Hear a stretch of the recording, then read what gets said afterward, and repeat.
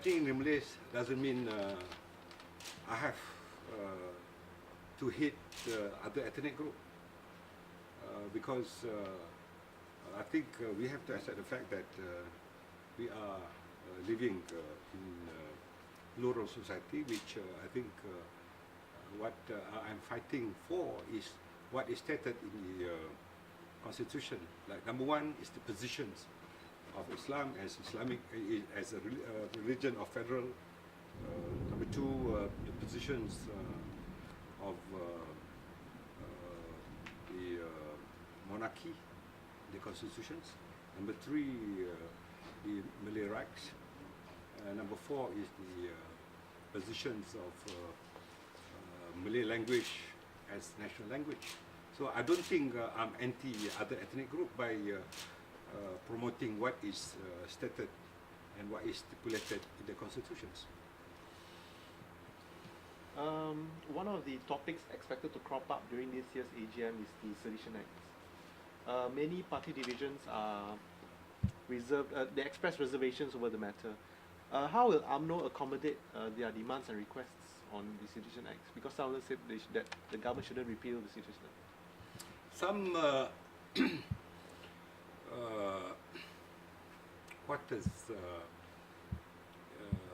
considered the Seditious Act 1948 as draconian and outdated act. The government positions is very firm, which the Prime Minister has repeatedly mentioning about the Seditious Act has to be replaced by the Act of Hamidi or Hamidians Act. And I think the pillar of this Seditious Act, as the spirit of it, the roh in it, has to be still put in place. Because I think 4 issues in the Constitution should not be compromised. And I think Wanita yesterday made a very firm stand that Seditious Act should not be taken out. But I think they have to respect the decision made by the Prime Minister and the government. There has been growing concern over racial and religious intolerance in the country. What is the Home Ministry and the and UMNO in particular going to do to try and diffuse this tension?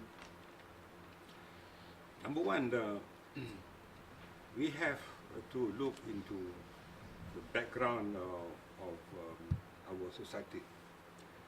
Although 62% of the population are Muslim or the Pribumi, Bumi Putra, but as a matter of policy, the government has never forget other religion as well as other ethnic group. But I think the understanding must be built up for other ethnic group to understand cross-cultural communication rather than debating it openly or debating it so-called academically, because the more we debate about it, the more problem will be created by various groups. But I think we don't like politicians debate about it.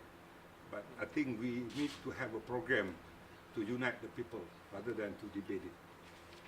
For ministries and UMNO itself, how the party and the government play its role in this, coming up with this kind of program to avoid people from debating it in an improper manner, like race, religion and religion? I think all this while, for over 60 years, UMNO is very tolerable political party.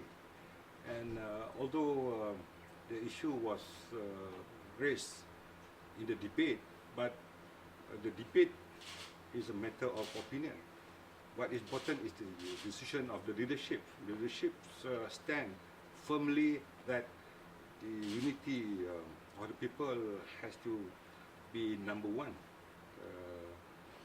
and as a pillar of our nation. Then I think other political parties has to respect the decision made by the party as well as by the government. The opposition has employed very aggressive tactics against BN and UMNO in the last general election, and these tactics have continued until today. What measures are being taken by UMNO to counter these tactics, and are you satisfied with the measures taken? Opposition did it right because they learned side war. The best form of defense is to attack. They attack us, but UMNO and BN is very defensive. So we have to, we should take this stand because there is very basic principle of side war. What more, we are facing and respecting different opinion. This is about facing the opinions, and public opinion normally influence the decision making. I think UMNO and BN as a whole is weak in the promoting attack as a tactic, and I would say UMNO and BN is very defensive. We need to change this tactic and strategy.